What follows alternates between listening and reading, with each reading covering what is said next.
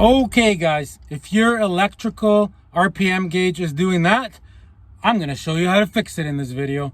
It's actually super easy. Let's get started right away. Okay guys, so the way one of these electric ones work, there is mechanical ones which have like a cable going into it that spins. That's not what we're working on in this video. This one is electric. There's 3 wires that go into it.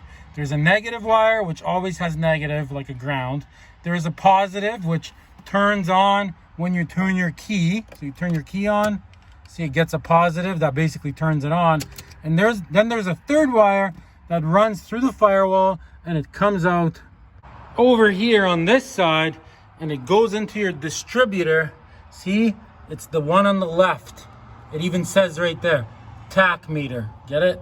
So that's where it's connected into. So what you have to do guys is you have to disconnect this wire. So I'm gonna do that right now. So there it is, disconnected. So now if you run your car, your RPM gauge is just gonna stay at 0, right? I believe what's going on is it's catching some interference, and I think the interference is coming off of this ignition coil. So I mean, you could replace your whole ignition coil, try that.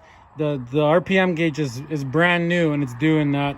So what we're gonna do guys is right on this wire here that goes into the back of the RPM gauge, we are gonna put a 10,000 ohm half watt resistor guys. So like on this package, see it says 10K, which is 10,000 ohm. So that's what you need, half a watt. And then the 2%, that means the accuracy of it, right? So like if you had 1%, it would be 100 bang on perfect accuracy. If you have 2%, that's still super duper good. 5% would even be good. And they go higher and higher. The higher this number, the less accurate they are. So you want to get one with a low number, a 5%, a 2%. That's what they look like guys. eBay, 15 bucks. Okay, so you're gonna take one of those, just like this guys, and you're gonna put this on this wire, get it?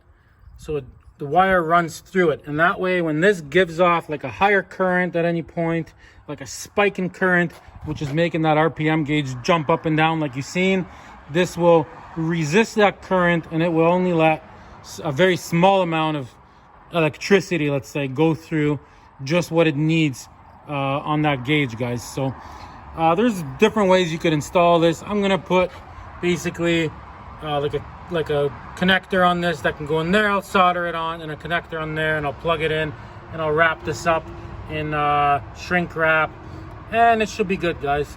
So I'm gonna set all this up and let's see if it worked. Okay guys, so see what we're doing. We got a connector on there. We're gonna put that connector on there, and we're gonna put this shrink wrap stuff on it, heat it up with a heat gun, and it shrinks it. So let me just set this up right now. Okay guys, there it is, right? So now we just slide this on, and we're gonna get a heat gun, heat this cover up. Okay guys, there it is. So let's go plug it in and see if she works. Okay guys, see, just like that, and that's gonna go in there, and then if it does work, we're gonna tape everything up with electrical tape, nice, so there's no exposed wires. But first, we're gonna try it out. Okay, there it is, all hooked up. We're about to try it, and just so you know, the interference that we're getting, it's most likely coming from this old ignition coil. So I mean, we're eventually gonna change that, and then we might be able to get rid of this thing and try it, but that's usually what ends up happening. It's just picking up high voltage somewhere. Okay, let's go try it.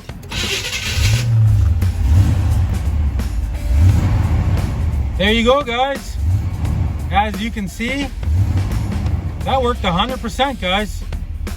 Okay guys, if you enjoyed that video, I have a whole entire series guys on restoring this old Corvette guys, episodes in a row. So in the description of this video underneath, there will be a link to watch a whole entire series guys on how to restore a car right from day one.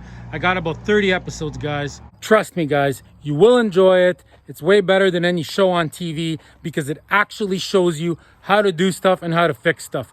Thanks for watching guys. Till next time. I love Problem Solver Garage. It's the best show.